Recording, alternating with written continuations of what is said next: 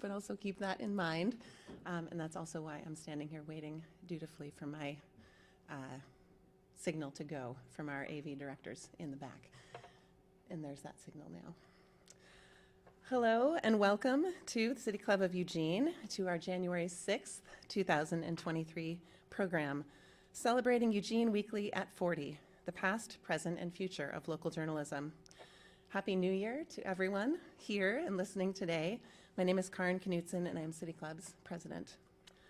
For almost 30 years, the City Club of Eugene has been delivering our mission to build community vision through open inquiry by coordinating weekly programs on topical, engaging community issues.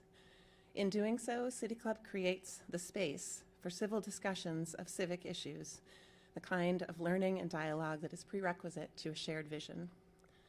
Today is the 14th program of City Club's 2022-2023 programming year, and it's also City Club's first program of 2023, brought to you live from the heart of Eugene's downtown, the 5th Street Market District. In 2023, City Club will be meeting regularly in the Maple Room in the 5th Street Market's main entry sign and central stair, and we hope that you will join us here and that you will put Friday lunch at City Club onto your weekly calendar. We want your thoughts and questions to be a part of our community conversations, and City Club is good for your health. I'll talk more about that and resolutions for the new year in a moment. But first, I want to ask Brian Obie to join us and welcome City Club to the Market District. As president of Obie Companies, Brian is responsible for sustaining and imagining the place that 5th Street has grown into. Brian, thank you for joining us.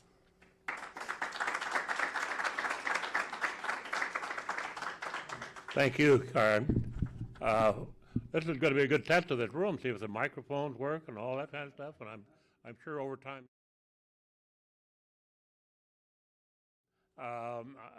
to know some of the people here. First, Catherine over here. Catherine is the general manager of this hotel in the Gordon, and is really your host today, and unfortunately is also a troubleshooter and any issues that we might have, and certainly is here to help. We have Sarah Means over here. Sarah is our chair of community and governmental relations. And Sarah had volunteered to continue to be active in City Club and will be here. You'll see her often.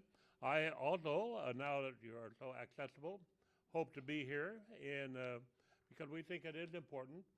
When Mayor Kitty Pearsley approached me about a location, first off, because she approached me, I knew it was important, right? It would be. And, but then as she spoke about a desire to find a home for City Club, it really hit me that the City Club coming to the Market District and what it means to Eugene is an important marriage.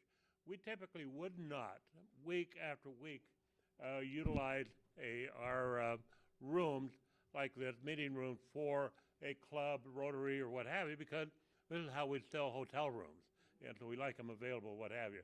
And we may, time to time, come and ask a special favor if we have a group that wants to come to Eugene and absolutely need this room, and that will be Catherine's role and Karen's as well to sort that out as we go forward. But we're good. We're pleased that you're here. Really pleased you were here.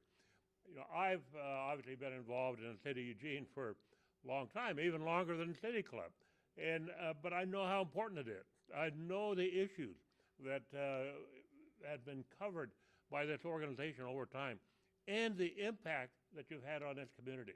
So I think I hold that in high esteem and high importance. So again, welcoming you to, I don't know that we would want to braggadociously say the new downtown, although many people compliment me in that regard. Say, Brian, it's great. You guys have created this new downtown, this place for us.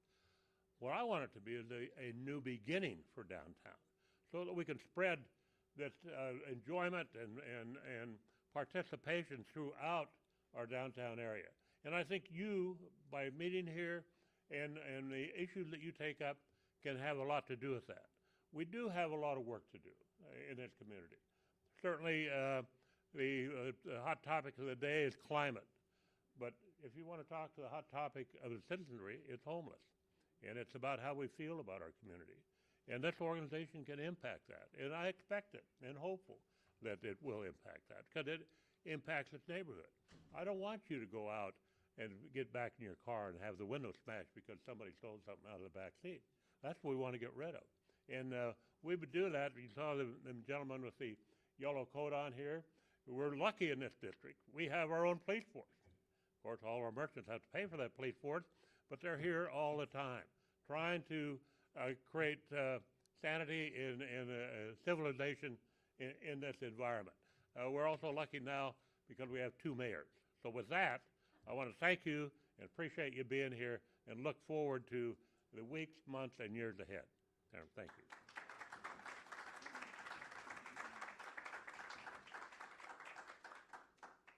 Thank you again, Brian, and to all of the district staff for their support in helping to host and move City Club to this new venue. It is really a pleasure to be here and to have you all with us, so thank you. Over the holidays, I read a little bit about the type of New Year's resolutions that most people were making for 2023. I wrote a little bit about this in an opinion piece that's in our Eugene Weekly this week. Not surprisingly, many of those resolutions focus on improving physical health, supporting mental health, and many hopes for strengthened connections among family and friends and community. And after a few years when health and human connections have felt so uncertain and sometimes completely inaccessible, it feels natural that we would be actively planning for more of both. The other thing that I was reading about was how this seemingly basic work of connecting with other people and learning and working together has somehow become a radical proposition. The idea that we would be seeking to understand one another and to find common ground and work together. And that was before this week's astounding standoff in our House of Representatives. Which brings us back to the theme of health, both personal and institutional. We all are healthier when we are connected to each other. And that potential for connection is supported by shared facts and by a more expansive sense of the world that we live in together.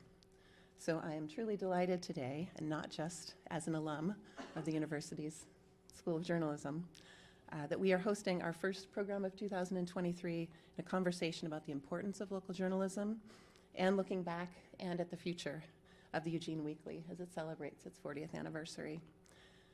Support for this program and for City Club is provided by our members and both business and in-kind sponsors. Our diamond sponsors are Kaiser Permanente, the University of Oregon, Peace Health, and Lane Community College, and we appreciate generous support from the City of Eugene and Lane County.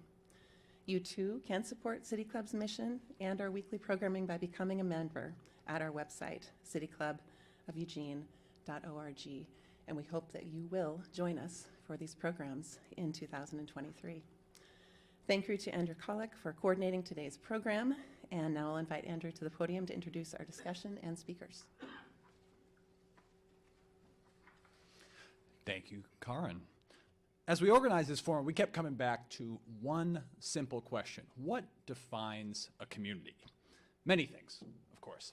If I say Red Sox, you probably think Boston. If I say movies, you might think Hollywood. But right alongside sporting allegiances and local industries are our beloved newspapers, and all the weeklies, of course, which both define and are defined by the communities in which they operate. The Times, the Globe, the Chronicle, the Tribune, and yes, right here in Eugene, the Weekly. 40 years after its first run, Eugene Weekly continues to thrive, even as a series of challenges have roiled print media. And today, we are honored to celebrate the Weekly and to talk about the future of local journalism with 3 great speakers. Ella Hutcherson is a senior in the Clark Honors College at the University of Oregon.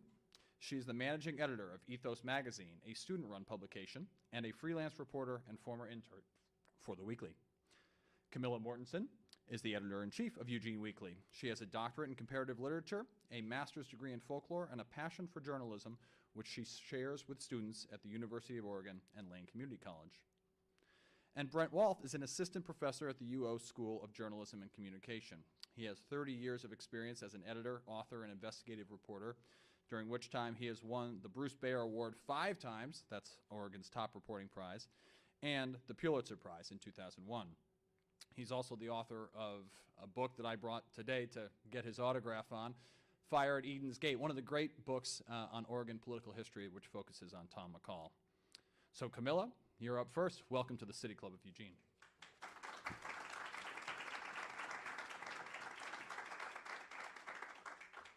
Thank you, and I realize the folks on the radio can't see it, but of course I did bring a print copy of the weekly with me. In September 1982, the first issue of what was to become Eugene Weekly was published. That was What's Happening. It started off as basically a calendar filling in where the Willamette Valley Observer had left off. The core group that started the paper was mainly women: Sonia Snyder, Lucia McKelvey, Elizabeth Lyman, and Lois Wadforth, together with Bill Snyder. And as Lucia wrote in a recent piece commemorating the weekly's 40 years in print, the 4 women had become lifelong friends in the 60s and 70s, part of the, and I'm quoting from her, the back-to-land movement of that era, opting out of materialistic, militaristic, corporate, sexist America and seeking a new paradigm for living. It was these hopeful and kind of funky roots that founded the weekly, and we carry on much of that spirit today. And despite the uniqueness of its founding, the Eugene Weekly is also very much part of what was a trend in newspapers at that time. Eugene Weekly is an alternative news weekly, as Andrew Kallick just said. Alt weeklies provide an alternative to the mainstream news, and they fill in the gaps in coverage that other sources are missing. Those gaps are changing, they're growing, and that's something I'll say more about, as will our third speaker, Brent Walth. In the 60s and 70s across the country, alt-weekly papers were founded because people wanted something different from the mainstream media. And back then, getting a paper printed was actually not that expensive. The papers had radical politics and a focus not just on the news, but on storytelling. In the 70s and 80s, alt-weeklies began adding arts and entertainment reporting. Eugene Weekly is actually a little bit the opposite, since we started as a entertainment calendar, and while we came from the same radical roots, we switched later, bringing in more of the news reporting. And a big part of that move was in 1992, when Anita Johnson, a Washington Post reporter back in the day, and former editor of the Daily Emerald, together with her husband, attorney Art Johnson, and college friend Fred Taylor, invested in the paper and soon became the joint owners. Fred Taylor was the former editor and managing editor of the Wall Street Journal. Anita is still a hands-on local owner, coming in at least twice a week, and she is here today. I started at the Weekly in 2007 with not much background in journalism, because Anita and then editor Ted Taylor didn't want someone who was locked into what journalism was supposed to be. I still remember Fred Taylor, no relation to Ted Taylor, reading one of my stories and saying, well, it was good, but I had left the nut until the end. And as soon as I could get back to my office, I Googled what a nut graph was, because I didn't actually know. The nut graph is part of what you see usually in a longer type of article.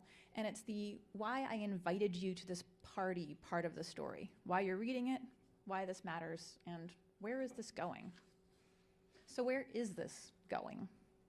That's the question these days. People predicted the death of papers, and there has definitely been a slow decline.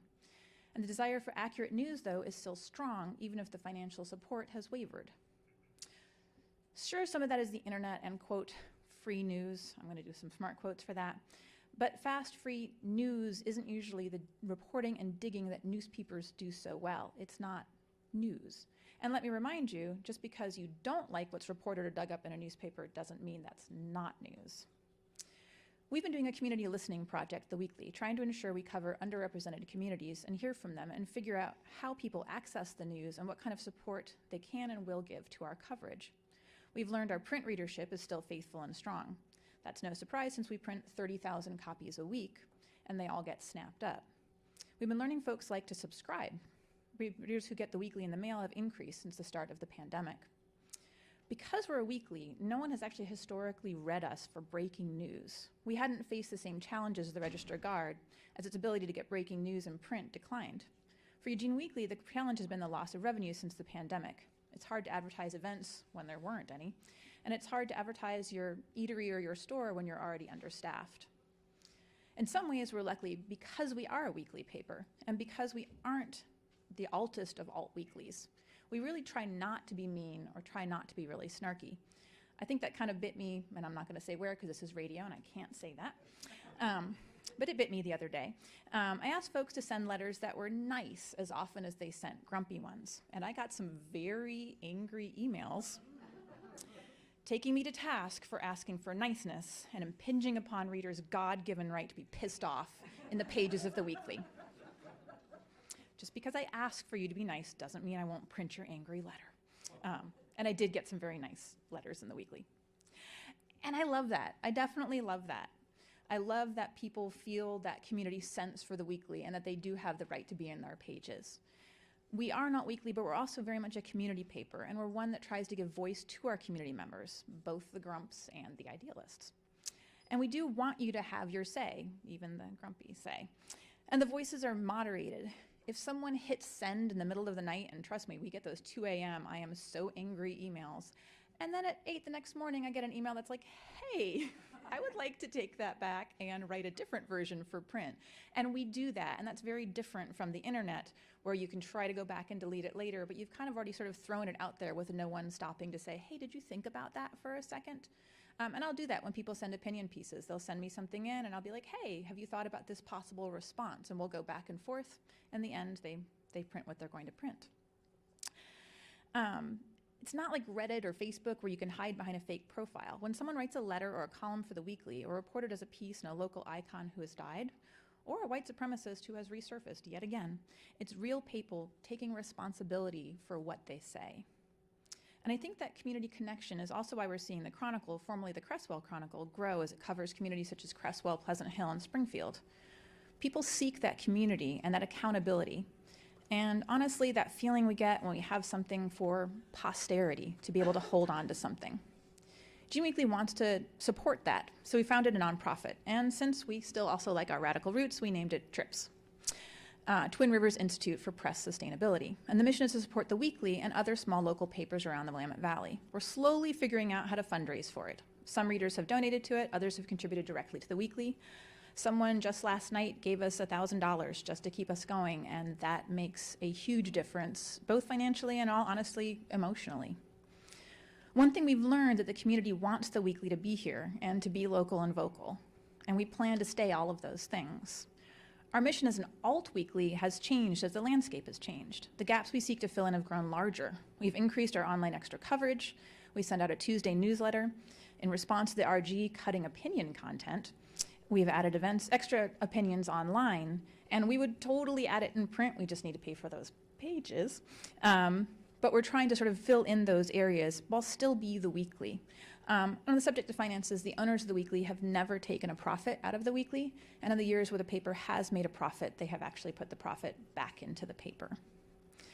A lot of things have not changed. We still seek to be a progressive voice, to champion small business over large corporations, the environment over exploitation.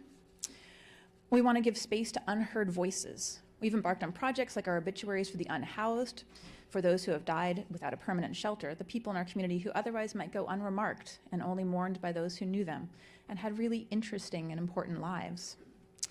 And as you'll hear from Brent, we've teamed up with the Catalyst Journalism Project with the U of O School of Journalism and Communication with students and professors there to dive into investigative and solutions journalism that we think can both benefit the community and actually make a difference, and people notice it. Our student journalists have been beating seasoned journalists, not just around the state, but around the country with journalism prizes. We're poised to do more to fill in the gaps in our community, more on schools, more on local government. We're also continuing to do what we do best, not rush news to print. Don't get me wrong, I like to break news. But instead, we like to take our time to produce thoughtful, readable journalism each Thursday. Sometimes we're gonna make our readers happy, happening people, the Sudoku. I get a lot of angry emails if we don't run the Sudoku or the crossword. That's a no-no. And sometimes we're gonna have an article or a topic that annoys you. And that's actually good journalism when it makes you think and makes you wonder why you're annoyed or why did the weekly print that? That's part of who we are in the community and creating a dialogue. And getting back to our work with our students, that's something I loved about the weekly when I first started and something I still love. We take on beginning journalists and we launch them. We provide a little stipend, training, and the platform. I've had former interns who've had front page stories in the Wall Street Journal. You hear I believe now 2 of them on OPB. One just got hired by the Associated Press as a Michigan State House reporter. And actually the one who was in the Wall Street Journal was my student, LCC, was coming actually back from a stint in prison with heroin addiction and has now turned his life completely around and gone on to become a really great journalist. This paper and this community have supported that. I can only hope we will continue to create more journalists, more good journalism, and more good in the world.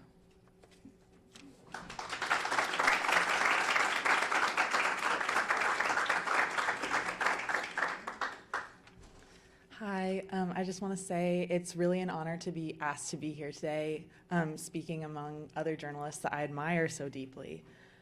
When I came to college here in Eugene, I had a passion for storytelling and no clue where to put it. However, I quickly found community in the UO School of Journalism and Communications, current and former journalists who were ready and willing to point me in the right direction. For me, the right direction ended up being Eugene Weekly. I joined as an intern in the summer of 2021, right after completing my sophomore year of college. I was originally an arts intern with the wonderful Bob Kiefer as my editor. I wrote about local actors, movies, and documentaries being created in the area and small theaters' return after lockdown. Through this coverage, I learned just how much creative power is being unleashed at all times in our area, how much good is being done through this work. It's what jump-started my love for arts and culture writing, and that's a love that continues into today. But I also have this habit I can't shake of saying yes to everything, and as a result, I covered far more than just the arts during my 6-month internship.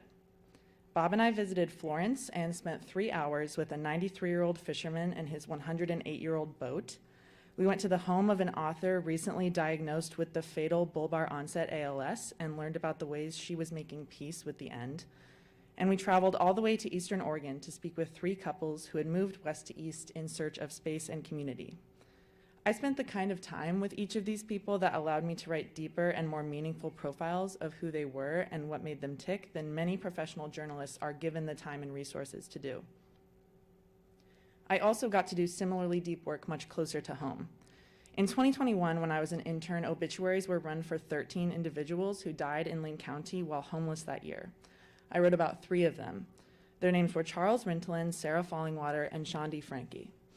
I had the privilege of getting to know these folks through the eyes of those that loved them, Charles's sister, Sarah's mother, and Shandi's mother. Each person told me the hobbies, the personality traits, and the stories that the deceased had left behind for them to remember. And each person told me the way that societal obstacles, namely a lack of mental health infrastructure or support, had led to their homelessness and in some cases to their deaths.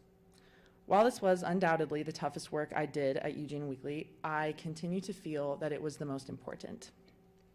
And most recently, with the help of Brent and Camilla, I reported on the Trauma Intervention Program, which is a nonprofit that deploys volunteers trained in providing emotional and practical support to victims of sudden tragedies. Speaking with the proponents of this program allowed me to see firsthand the determination and resilience that goes into the maintenance and expansion of a program like TIP.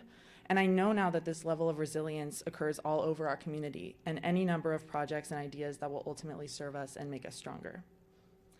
I think it goes without saying that these kinds of stories and opportunities are not guaranteed to a college student studying journalism. I feel unbelievably lucky that my time at Eugene Weekly has been so rich and so fulfilling. But I also know that in areas that lack a community paper like this one, young journalists are not being afforded such opportunities, such areas for growth, such windows into the vibrancy and complexity of their communities. And I also know firsthand how easy it is to become disillusioned as someone entering the journalism industry today. It's hard to believe that there is room for us young journalists in this line of work when newsrooms are disappearing all around us, when distrust in journalism as an institution is higher than ever before. And it's hard to want to stick around when you cannot see for yourself the impact that community journalism is having on its constituents. I know for a fact that most of my faith in this industry comes directly from my time at Eugene Weekly, from my time spent in their newsroom. I think often about how many talented young journalists are quitting before they start simply because they cannot see any reasons to stay. I also think about all the stories that go untold, all the community members whose voices go unheard when there is no publication so dedicated to its community to listen. Because as much as I benefited from this experience, it is my hope that those I spoke to, those that read my work, and those that read Eugene Weekly in general are benefiting in a much more important way. Because I think it's crucial for any community to have access to reporting that reflects them fully and accurately. I think it's beautiful to be aware of the art, the filmmaking, the music, the writing that is happening here every single day. I think it's necessary that those making active change in our communities are being recognized. And I think it's vital that the Charles Rintolans, the Sarah Fallingwaters, the Shondi Frankies of every community, that their stories are being told. Because when that doesn't happen, how do we as a community truly know who we are, who is living, creating, fighting, and dying among us? What stones go unturned when we lack the resources or the people to find them? Fortunately, I know firsthand just how many people are willing to fight for journalism's survival and how much work continues to be done in our area and beyond. So while I am scared by the precarity of journalism today, by everything we stand to lose if community coverage goes away, I am also emboldened by the dedication and hard work of my peers, by the people here today, and by the importance of this work.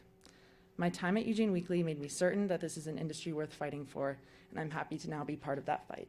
Thank you.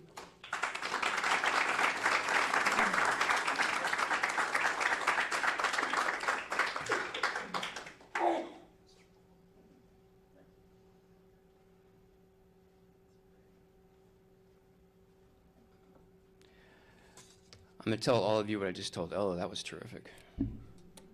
Great. Thank you to the Eugene City Club for having us all here today. I also want to thank Camilla. Eugene Weekly has done more to support U of O journalism students than any other publication, and to get them published and have that experience. You know, I was a reporter for a long time, and a lot of my friends from the business asked me why I'm teaching journalism, given the state of things. And Ella, you know, is an example of why. That there's great promise. You know, I taught journalism as an adjunct 15 years ago, and a lot of students didn't know what was coming in terms of the changes that journalism as the news industry was facing. But students such as Ella today, they know what they're getting into, and they are still fighting to tell those stories. And you know, I also keep teaching journalism because, in sort of a faith-based way, I guess, I refuse to give up on it. I refuse to give up on the idea that we have a role in democracy to play, to provide the information we all need to make decisions, that we bear witness, that we try to understand how the world should work, actually works, and describe the gap in between. As has already been said, we lift the voices of people who often go unheard. We often rely on voices of authority, but we never truly trust them because accountability for people in power and authority remains central to our mission. And what we do is not a mirror, to hold up a mirror on society, but to refract light through a lens, a news organization trying to make sense of all the information that comes our way, to frame it, to present it, and move it closer to the truth. Now, one of the reasons that we're talking about this today, frankly, is the erosion of what we've seen at the Register Guard. And it's erosion from being a strong community institution to one that I would argue is starting to weaken, or has been weakening for a while. We could do a whole presentation on that history. But you know, it's happening across the country. Since 2004, there have been 1,800 newspapers that have closed. The most recent number I've seen in Oregon is 25. Newsrooms that remain are smaller. There's less that they're able to do. And in some cases, there's no actual newsroom, physical newsroom at all. I don't want to get into too much history with how we got here with the Register Guard. You know, I worked there for almost 5 years. I was the State Capitol Bureau reporter, and I really had a great time. And I'm grateful to the Baker family for that opportunity. And, you know, when I joined the paper, they could have sold that paper for, I'm guessing, 7 to 8 times more than they actually did sell it for eventually. That's including inflation. And instead, they decided to invest heavily in the future of the paper. And when I came back to Eugene as full-time professor, assistant professor, I love the fact that it really hadn't changed that much since I'd worked there. It had the same commitment, the same values, the same coverage strategy. You could argue that maybe it didn't change quite enough, but that was one of the great values of it, is that it remained true to its mission. Now, with the loss of news coverage, we hear this term news deserts. Huge, vast areas, usually in rural parts of the country, that have no news coverage at all. Camilla mentioned the Catalyst Journalism Project. I'll mention it more in a second, but we were preparing to partner our students with the newspaper in Klamath Falls in 2022, just as the newsroom essentially walked out because of lack of pay and cuts. And that left that community scrambling, a community of 22,000 people. We don't typically think of news deserts as cities like Eugene or Salem, the second and third largest cities in the state. And yet, we have seen diminishing coverage and products that, well, I don't see the Salem Statesman Journal as often as I used to, products that don't seem to have the same ambition as we once saw here. And when you think about it, those are market areas, not just the city limits, but those are market areas of 800,000 people who are not being served as they once were. Now, Eugene still has terrific news media. You have strong TV stations, strong radio, KLCC, it's fantastic. And of course, we talked about Eugene Weekly, so it's not a desert here yet. But the consequences of it is a continued lack of trust or loss of trust in news media. It strains the trust even further if the news audience doesn't see the news media covering the things that they once did and the things that are most important. It's not that reporters and editors don't want to, it's that the resources often aren't there. And when the fabric of community is already strained, the fraying continues and it gets worse. It requires a change in reporting methods, a lack of personal contact, even before COVID when we were trying to cover things through Zoom and so on.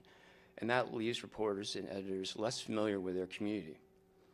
It often leaves government in the position of having to report on itself, to talk more about what it's doing and present its side of the story, or get the story out where it couldn't, where it relied on the news media to do that before. And it also means there's, as I said before, a lack of accountability. There isn't a sense, if the news media and reporters are watching, it does make a difference in a community for how government and leaders operate. So the question then is, what does the future potentially look like here? And we have a few options. We can keep buying the Register Guard, supporting it. I wish no ill for the staff there, but I don't know yet whether what we're seeing is sort of a dying star out there in the sky.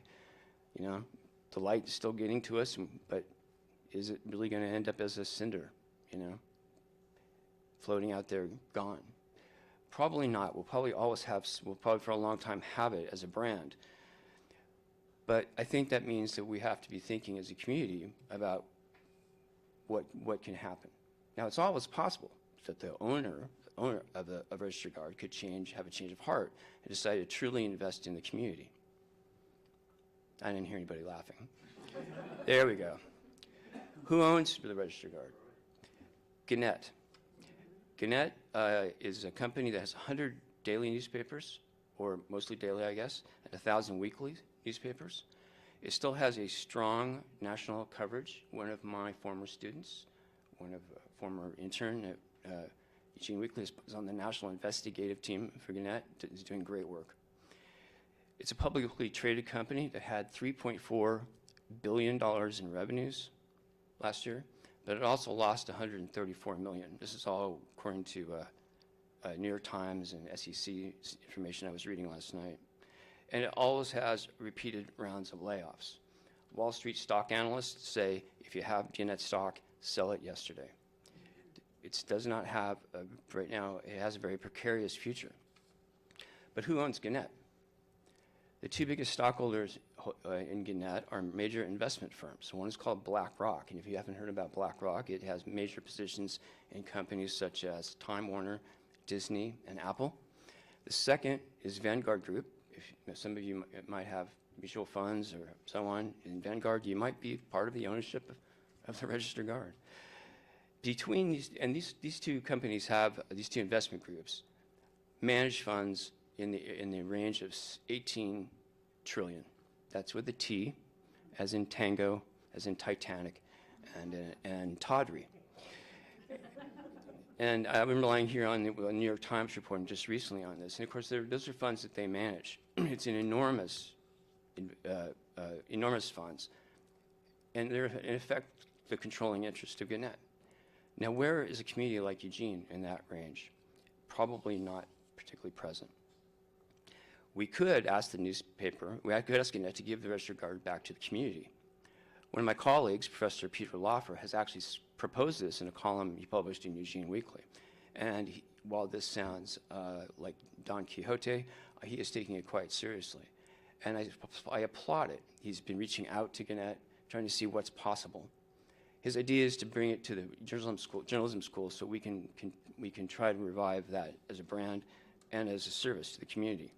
If nothing else, Peter has elevated the conversation in this community, and I think that's great. It does raise the question about whether the Register Guard as a brand is worth saving. I would argue probably yes. But I would not wait for those miracles. This is a local challenge. Your problem is local, your crisis is local, and your solution must be local. No one's going to come to the rescue of the Eugene-Springfield area in terms of replacing what's been lost with the Guard unless there is a local answer for it. What will that look like? We will never go back to the days of a newspaper of record, and I probably think that's a good thing. The coverage will be more selective, greater engagement, deeper coverage, and at the same time, potentially faster and moving towards digital. That means that what we're often looking at is a nonprofit model. Now, the Institute for Nonprofit News is an organization that was founded in 2009 with the idea of helping various organizations that provide news with a nonprofit setup. They now have 400 members covering 3,000 journalists across the country. That's how successful this nonprofit move has been.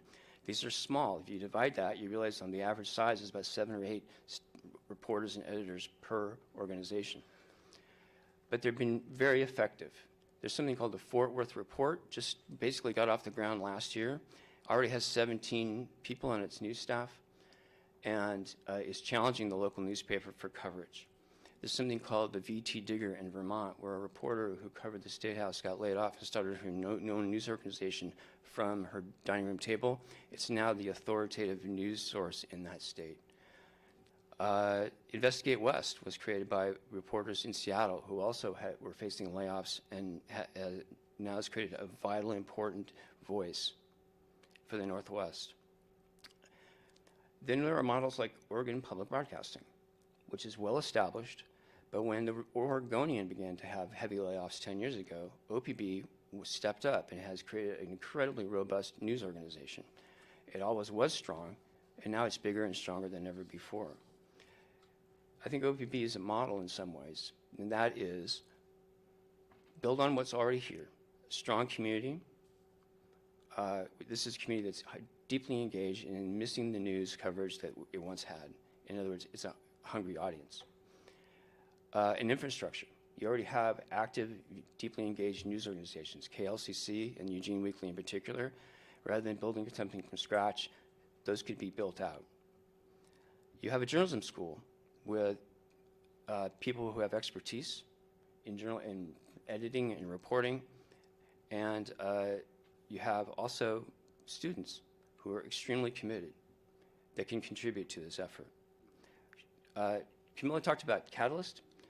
That is a program that I helped start where we teach students how to do both investigative reporting and solutions-focused reporting. And that means you don't just stop at reporting on the problem, but you actively seek out people who are successfully addressing those problems and make that center focus of the story. But all of this needs leadership, and that means it needs support. Now, I brought my favorite hat today, and we could pass it. But really what we're talking about is needing leadership that will propose working models, because you can have more than one nonprofit in the community, and with a commitment to really keep it going. And that can't come, it's not going to come from New York, and that's not going to come from the journalism school. That's going to come from the community, that can really make, people who can really make a difference. So I ask everybody, think about it, talk to your neighbors, discuss what's possible. And when you hear and see something begin to arrive, because I think it will soon here, support it, read it, listen, and help make a difference. Thank you very much.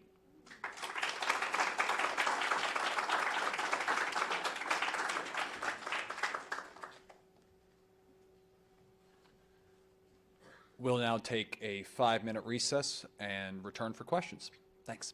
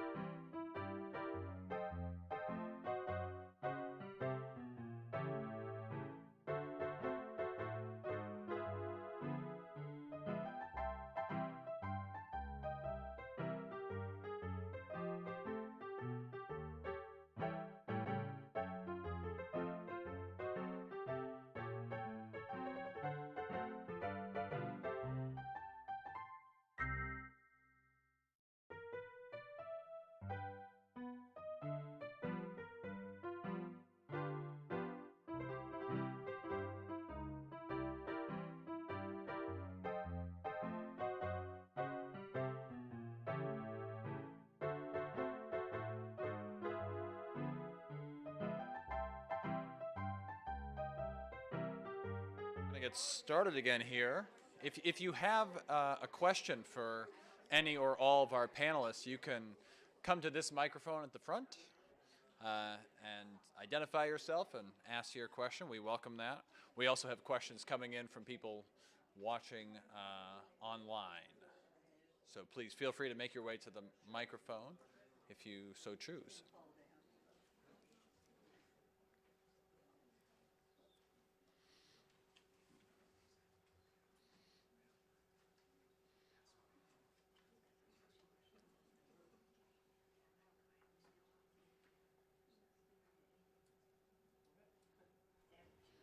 Are we live, Ralph? Are we good? Oh, okay.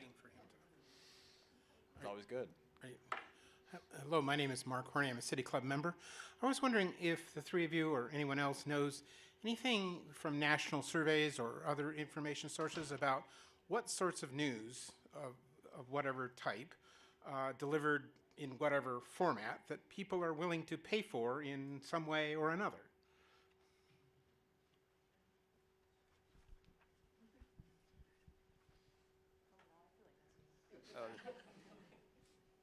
That's a great question. You know, some of the major news organizations, New York Times, Washington Post, Wall Street Journal, are doing very well. By that I mean they've been adding people. So those national news providers have found that they've been able to maybe not expand, but hold an audience enough to maintain robust news organizations. Seattle Times has done fairly well too. I think that that there are many people who want to continue to pay for what I would call traditional newspaper coverage, right? Whether it's online or whatever it might be.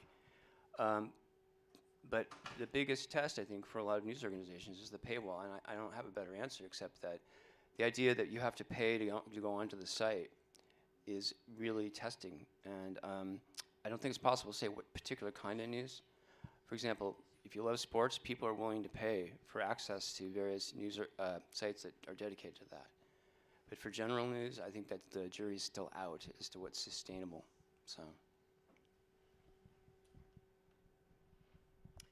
Mary Layton, City Club member. A person at our table had a question about the nonprofit model, which is different from a for-profit model that's not working. But we weren't really sure what it would look like, how it would be different. So can anybody talk about that? I can start more specifically with Eugene Weekly. In our particular case, we have people who just contribute money to the paper directly, and that's not tax deductible. They just sort of like, here it is, print some pages. But with the nonprofit model, it's an arm of the weekly, so it has to support not just the weekly, but other newspapers in the community. And we decided to focus it on the small rural papers around the Willamette Valley, places like the Highway 58 Herald, the Cresswell Chronicle, now the Chronicle. And we're just sort of getting going with that. In that case, contributions, large and small, go to support sort of the whole news ecosystem, and then are tax deductible for those who contribute. I think Brent can speak more to sort of the nonprofit idea in a broader sense. thanks. There are so many models out there, but the primary idea is you use either foundation philanthropic donations to launch the site, and then, or use typically a site, sometimes it's a publication, and then find a business model that will help sustain it. I've been to a number of conferences where very successful news sites, and they say it's usually the 3 years out when the philanthropic funding tends to stop, that's the real test. So it's a combination of a business model, finding people to pay for the product, to pay for access to the news, and also continued donations. Some sites don't charge. They feel the need to provide, or they believe it's important to provide news free of charge, or to share it with other news outlets, and that's the model too. But it usually begins with significant philanthropic funding, and then moves forward from there. That's the model.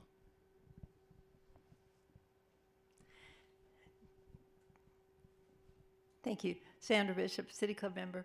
I have a kind of a personal question for all three of you. Where do you get your news? Some of you, of course, you're actively working in the industry, so you have to be reporting on certain things. But what's your source of news for world, national, and local news? I know several of the Register Guard reporters that have left have started their own online news services. There's a brand new online service called Whole Community News, which is really covering local events. But where do you folks get your news? I'll start. I have a subscription to The Atlantic because that's one of my favorite publications overall, but I get almost all of my news from online sources that also are in print, but I just don't do a lot of print subscriptions. For local news, it's Eugene Weekly, The Register Guard sometimes, and KLCC. I love OPB. I'm from Coos Bay, Oregon, and we have this newspaper called The World that I check in with sometimes. And then for national news, I'm not very loyal to anyone. I just check like the typical things. I have a New York Times subscription. CNN gets me a lot. But yeah, I'm kind of all over the place. That's a great question. I start with the New York Times and the Washington Post every day. Occasionally, I will go to Oregon Live to see what's going on with the Oregonian. But usually, if stories cross my path somehow, I typically don't go to the site. Register Guard, and you hear less and less, but Eugene Weekly more and more, and KLCC and Oregon Public Broadcasting. Those are my go-tos. I'm like, wait, I am the news. I'm like, a lot of it comes into my inbox. We actually get the Register Guard in print at the Weekly. I monitor both the print version and the online version. Definitely KLCC. I think they have really stepped in the gap with a lot of the breaking news. As an editor, I have to keep tabs on all the craziness online. So, Lane County mugshots uncensored. It kills me, but I keep tabs on it. I'm also really big on having open educational resources. So for my students, when I teach, I like them having free access to things. And I've discovered the U of O provides a free subscription to the New York Times as well as the Wall Street Journal, and LCC does the does the New York Times. So I monitor those as well. And despite Elon Musk, I'm still on Twitter, which I find really useful. I don't get my news quote from Twitter, but I follow a lot of journalists from all over the place who I can then use them to see what's going on in their communities, because sometimes news becomes news somewhere else first, and then we have something similar that happens here in Lane County that I need to cover. Joel Curran, City Club member for about 10 years. You spoke about the idea of Gannett giving the Register Guard to somebody here in town. Would that include giving the building and the printing presses? I can start with that. My understanding is when the Baker family sold the Register Guard, they did not sell the building. The building actually, I believe, stays with the Baker family. The printing press hasn't printed in a very long time. I'm not even sure if it still exists. They are printing up in, I believe, Vancouver. So in that case, no, I think it would be the entity, the Register Guard, but not the block. Where would this new entity print, or wouldn't they? Looking over at Brent on that one. He's looking away. Printing-wise, we're currently printed down in Klamath Falls. We were getting printed up in Portland. The RG, I believe, is printing up in Vancouver. Oregon Web Press, which used to print a lot of papers around here, is no longer printing newspapers. So I know the Chronicle's also getting printed down in Klamath Falls. So it would definitely be, unfortunately, unless something changes radically, not printed here in town. We would love to be printed locally. Thank you. We have one question from online about whether the Weekly can pick up the slack that the Register Guard has given you, particularly on the opinion section, the lack of an opinion section now in the Guard, but maybe you can talk even more broadly about the nature of the relationship between an alt weekly and its sort of local paper and how you see that in the years to come. It's a really interesting conundrum because I'm always very steadfast that we are the alternative. Our job isn't to do what the daily paper's job is. It's really different. That said, part of being the alternative is filling in those gaps, and so that's one of the things that I am hoping we can fundraise for and do, for example, online extra coverage of things like what's going on with city government, what's going on with schools, things that aren't getting covered. And if they're not getting covered, then it is kind of the alternative coverage. It needs to get coverage. But also stay true to our roots, where we're not just sort of being like, here's what happened last night, but sort of really taking the depth and looking at it and thinking about it, not rushing it out there.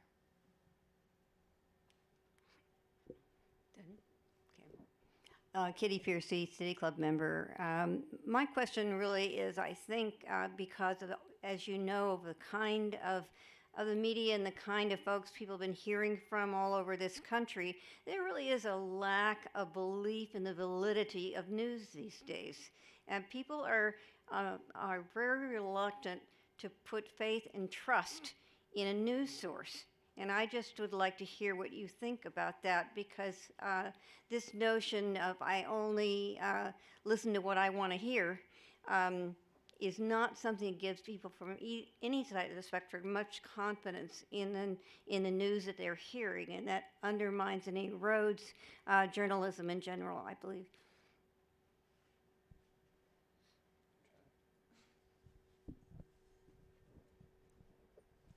I think part of the reason that trust is lacking now, and why people choose to only listen to what they want to hear, is in part because it's hard for journalists, the way that it's kind of shaking out these days, to actually get involved on the ground with their communities.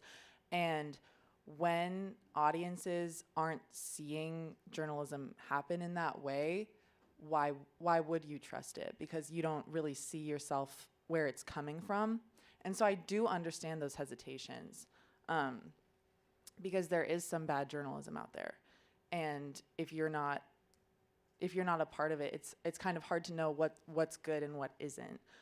So I think that it's hard, because how do we get more involved in our communities when our industry is so delicate right now, but also it's so necessary. So I believe that if journalists can get more on the ground, get more face-to-face, and tell stories more like what we try to do at Eugene Weekly, that are about local community voices that aren't always being represented in the news, then hopefully some of that trust would come back.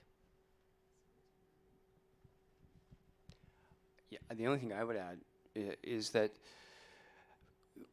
not everybody in journalism goes to journalism school, and where you get hopefully the basis of what does it take to produce reliable, trusted reporting. The job of sort of enforcing that, if you will, of encouraging that, was part of the nature of the culture of the news business. And when that starts to break down, that becomes weaker. Now, I think everyone who's still working in mainstream news sees the importance of increasing the trust.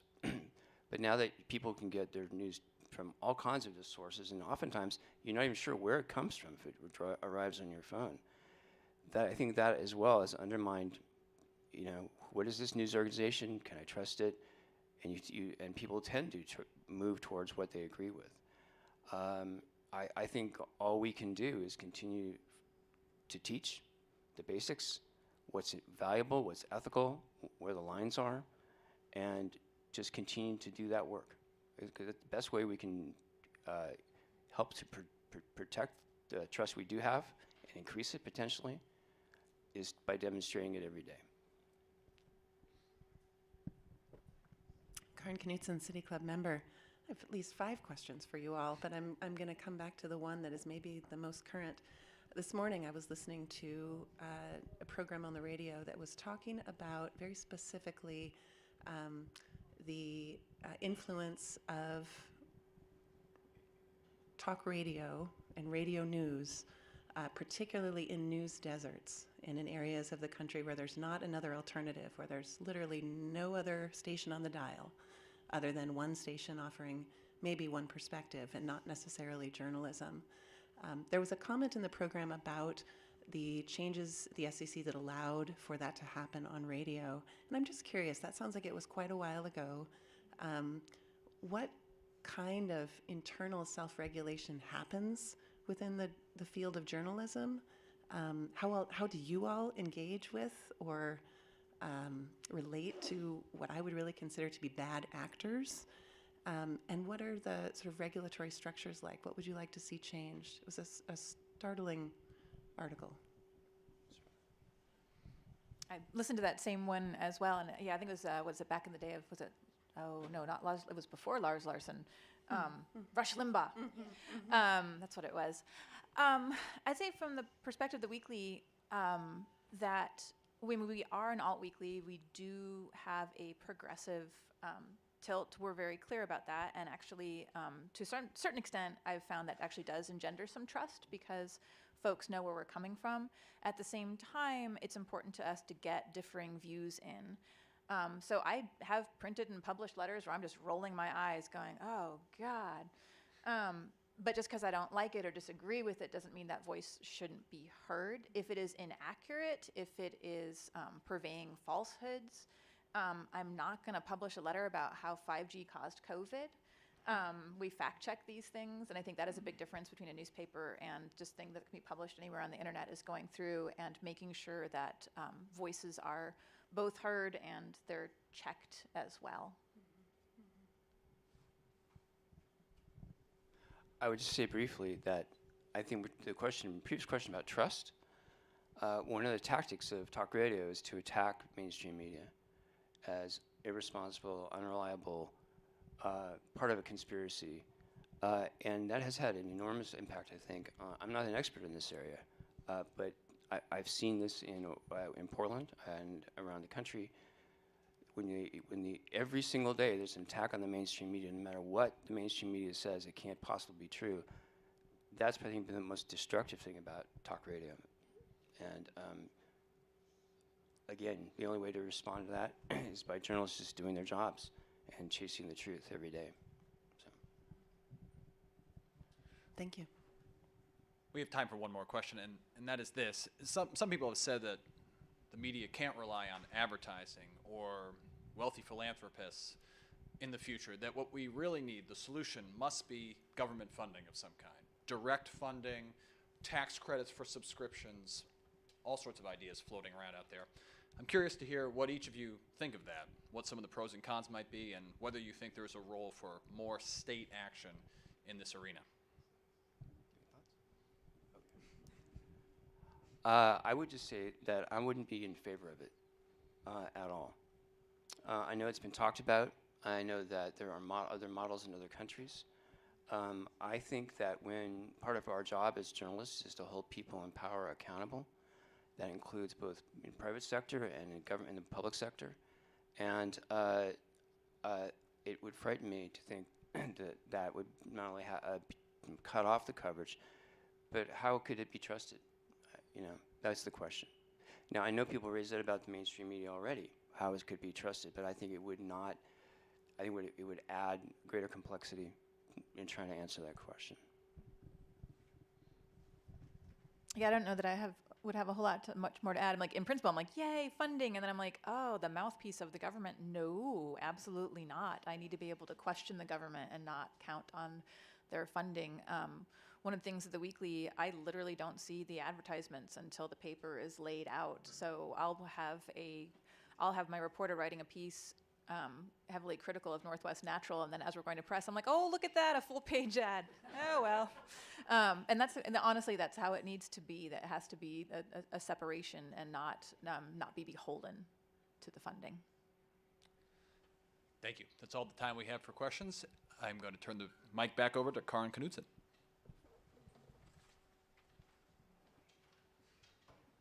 Thank you, Andrew. This has been our January 6th, 2023 program at the City Club of Eugene, celebrating Eugene Weekly at 40, the past, present, and future of local journalism.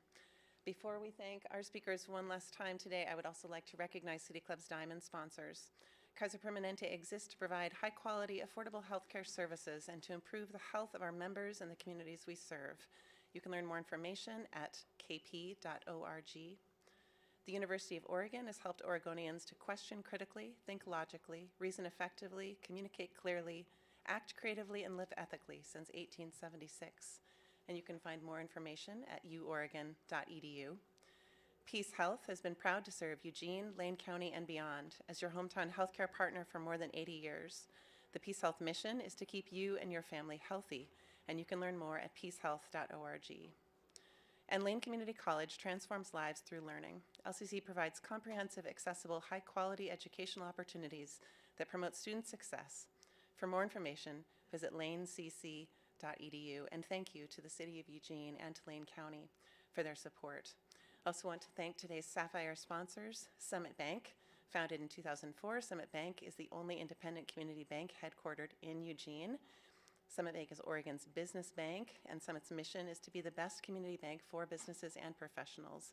You can learn more at sbko.bank. And AARP Oregon. AARP is dedicated to empowering people aged 50 plus and keeping Oregonians informed, engaged, and active. You can learn more at states.aarp.org/Oregon. Thank you today to our gold sponsors, Sacred Earth Botanicals and Ferguson and Fife Dentistry, and to our in-kind sponsors, KRVM 91.9 Radio, PAC Info and Simplified Computing LLC, and Dotson's Photography. And of course, a special thanks to our award-winning public radio station, KLCC FM 89.7, for airing City Club programs on Monday nights at 7 o'clock. You can find all recent City Club programs archived on KLCC as well as on City Club's YouTube channel and as podcasts.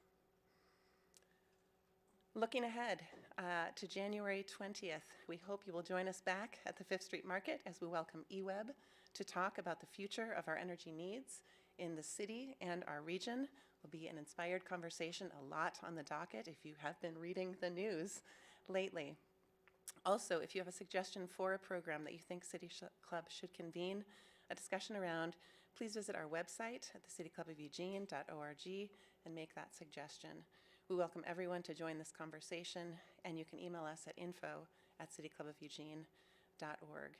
Next week, we will not host a City Club, but we will be joining local leaders and community members in honoring the legacy of Dr. Martin Luther King Jr. We look forward to seeing you at the NAACP Springfield March from Autzen Stadium to the Holt Center on Monday, January 16th, if you are able to join us. This year's theme is Back to the Streets, Resiliency and the Audacity of Joy, and I hope to see you there. Finally, one last thank you to our speakers today. Ella Hutcherson, the managing editor of Ethos Magazine, Camilla Mortensen, editor of Eugene Weekly, and Brent Walth, assistant professor from the U of School of Journalism and Communication. Thank you.